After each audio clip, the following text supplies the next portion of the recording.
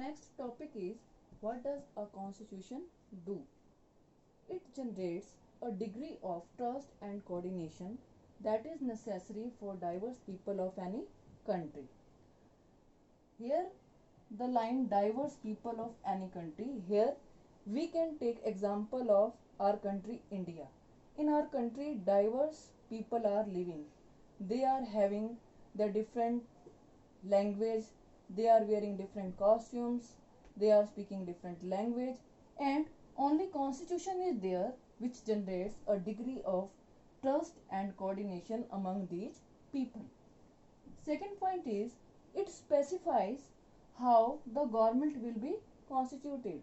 It means the process of election along with the way government is coming into power is specified in the constitution. After that, it lays down the limits of the powers of the government. Government cannot use, or you can say misuse, their powers only just because of constitution. Rules and regulations are mentioned in the constitution, and no government can misuse its powers. After that, it expresses the aspiration of people about creating a good society. If there is a constitution in a country, then people, they will decide how we can frame a good society. It is possible only just because of constitution. Is it clear to all of you?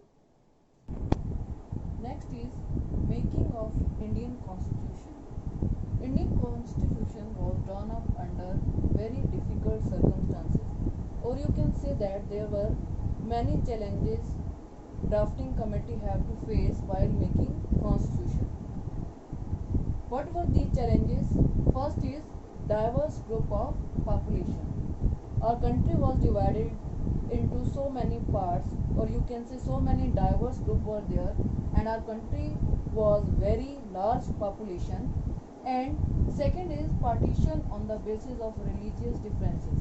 At that time our country was facing partition, and that partition was based on the basis of religion, especially for Hindus and Muslims.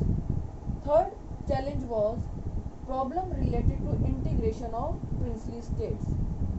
Before independence, our country was divided into so many princely states, and there was a problem of integrating all these princely states. In this way,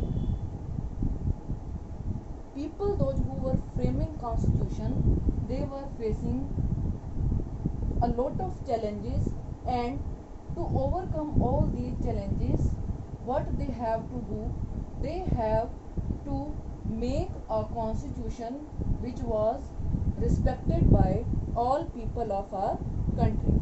Is it clear to all of you? Next is Constituent Assembly. According to the Cabinet Mission Plan of 1946, a Constituent Assembly was formed. A constitution making body was known as Constituent Assembly at that time.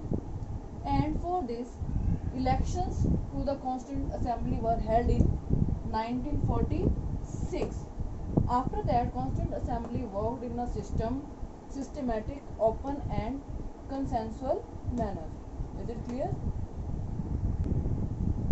The draft constitution was passed or adopted by the Constituent Assembly on November 26, 1949, and it came into force on January 26, 1950.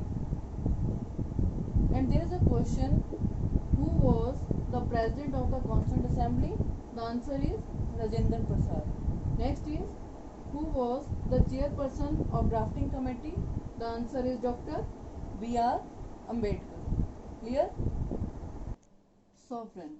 Our country has supreme right to make decision on internal as well as external matters of our country. It means our country is free from external control of any country. Next is socialist. Wealth is generated socially and should be shared equally. It means there must be equal division of property in our country. Clear? Next is secular. There is a complete freedom for citizens or country to adopt any religion. It means there is no official religion of our country. People are free to choose any religion of their choice. Next is republic. The head of the state is an elected person through a election procedure. Next is liberty. Liberty means there is no restriction on the people of our country. They can choose any occupation of their choice, they can adopt any religion, they can move anywhere in the country. It means they are living in liberty. Next is equality. All are equal before the law. It means all people are equal in front of law. They have to follow same rules and regulation which are made in constitution. Clear? Next is fraternity. All people of our country are members of same family. It means all they are living in harmony. Next is justice. Citizens of our country cannot be discriminated on the basis of caste, color, religion and gender. Clear?